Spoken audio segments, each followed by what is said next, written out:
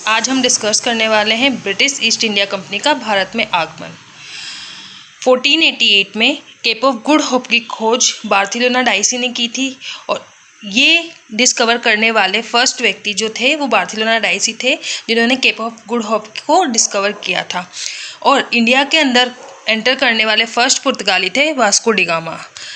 इन्होंने एक सी root establish किया था यूरोपियन कंट्रीज से भारत और बाकी ईस्टर्न कंट्रीज़ के साथ, और इस सी रूट के थ्रू ये ट्रेड किया करते थे। बाकी यूरोपियन कंट्रीज़ की तरह ब्रिटेन के कुछ बिजनेसमैन ने भी अपनी एक कंपनी इस्टेब्लिश की जिसका नाम था ब्रिटिश ईस्ट इंडिया कंपनी, जो कि 31 दिसंबर 1600 को इस्टेब्लिश की गई। और इसके परमिशन के लिए ये अपने स्कूटर पर सवार होकर क्वीन एलिजाबेथ के पास गए। क्वीन एलिजाबेथ को इन्होंने बताया कि कैसे हम इस समुद्री मार्ग का यूज करके भारत और बाकी ईस्टर्न कंट्रीज़ के साथ व्यापार करके काफ़ी अच्छा मुनाफा कमा सकते हैं। फिर क्या था, ब्रिटेन की महारानी ने भी एक चार्टर प्रोवाइड किया ईस्ट इंडिया कंपनी को और कहा कि जाइए और भारत और बाकी ईस्टर्न कंट्रीज़ के साथ ट्रेड कीजिए, हम आपको 15 साल के लिए भारत और बाकी ईस्टर्न कंट्रीज़ के साथ व्यापार करने की छूट प्रोवाइड करते हैं। अब कंपनी तो बन ही चुकी है, अब कंपनी का हमें एडमिनिस्ट्रेशन सिस्टम देखना है। एडमिनिस्ट्रेशन सिस्टम में क्लर्क और ऑफिस के कुछ मेंबर हुआ करते थे जो कि गवर्नर को रिपोर्ट किया करते थे, और ये गवर्नर रिपोर्ट किया करता था कोर्ट ऑफ डायरेक्टर को, और ये कोर्ट ऑफ डायरेक्टर के जितने भी मेंबर्स हुआ करते थे उन्हें अपॉइंट किया करते थे कोर्ट ऑफ प्रोप्राइटर। अब कोर्ट ऑफ डायरेक्टर में टोटल 24 मेंबर्स हुआ करते थे जो कि कंपनी का सारा एडमिनिस्ट्रेशन सिस्टम संभाला करते थे। इस तरीके से कंपनी तो तैयार हो चुकी थी, लेकिन फिर भी इन्हें भारत में एंटर करने में 8 साल लग गए। ऐसा क्यों हुआ? क्योंकि बाकी यूरोपियन कंट्रीज़ नहीं चाहती थी कि ब्रिटिश ईस्ट इंडिया कंपनी में भारत में आए और उनके साथ ट्रेड करे, क्योंकि वहाँ अगर ऐसा वो चाहते थे कि हमें कंपटीशन ना मिले, इसलिए वो पहले से ही इनके साथ लड़ाई झगड़ा करके इन्हें वापस ही उल्टे हाथ लौटा दिया करते थे। लेकिन जैसे तैसे करके ब्रिटिश ईस्ट इंडिया कंपनी 1608 में इंडिया के अंदर एंटर करती है। इस तरीके से British east India company Bharat में एंटर करती है, लेकिन भारत में आना ही काफ़ी नहीं था। यहाँ पर एक चैलेंज था उनके लिए नेक्स्ट, वो थे मुगल्स, क्योंकि मुगल्स उस टाइम पर इंडिया के अंदर राज किया करते थे। और जब British east India company Bharat में आए उस टाइम जो मुगल किंग थे वो थे जहांगीर।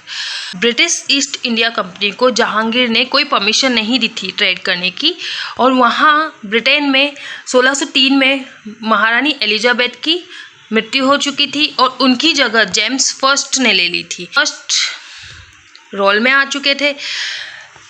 जेम्स फर्स्ट के ब्रिटिश ईस्ट इंडिया कंपनी बोलती है कि सर, भारत में जहांगीर का रूल है और जहांगीर हमें इंडिया में ट्रेड करने की परमिशन नहीं दे रहा है।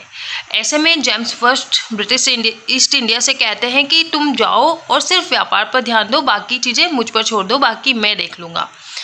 इसी बीच जेम्स फर्स्ट ने इंडिया के अंदर कैप्टन थॉमस को भेजा। कैप्टन थॉमस जहांगीर के दरबार में गए और उन्हें काफ़ी प्रलोभन दिया, उन्हें काफ़ी लग्जरियस आइटम प्रोवाइड करवाए ताकि वो ब्रिटिश ईस्ट इंडिया कंपनी को भारत के साथ ट्रेड करने के लिए एग्री हो जाए।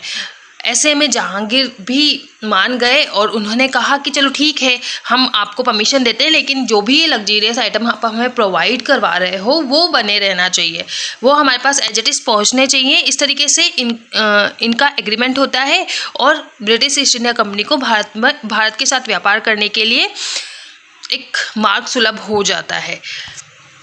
अब British east India company Bharat के साथ व्यापार तो करती थी, लेकिन वो आयात और निर्यात में क्या करती थी, अब वो एक्सपोर्ट और इंपोर्ट वाला जो मेथड है वो भी देख लेते हैं।